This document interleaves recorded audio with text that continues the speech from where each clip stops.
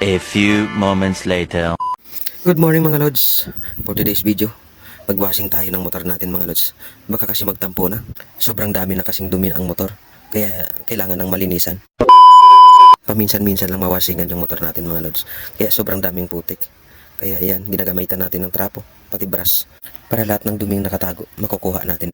Pag tumambay kasi ang dumi, magiging sanhi yan ng kalawang. Lalo na kapag nakadikit sa chassis.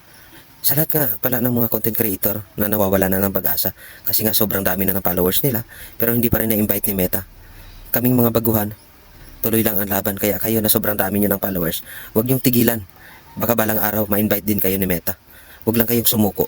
Sayang ang sakripisyo ninyo. Gawin nyo na lang katuwaan, lalo na kapag meron kayong regular na trabaho.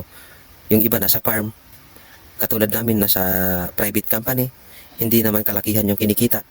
Yung sa farm nga, malalaki yung kinikita nila, no? Lalo na kapag sarili nila yung farm. Kaya, advice lang namin ng mga baguhan na content creator, huwag kayong sumuko. Antayin nyo lang yung panahon. Darating din yan, mai-invite din kayo ni Meta. Kasi ngayon, sa sobrang dami ng content creator, pinipili na lang ni Meta yung i-invite niya, ano? Yung may mga good quality video, maraming stream, maraming nanonood. Yun at talaga yung inuuna ni Meta. Sa napapansin namin ng mga baguhan, ang karamihan na ini-invite nila yung may mga funny video, katulad nung nagpa-prank.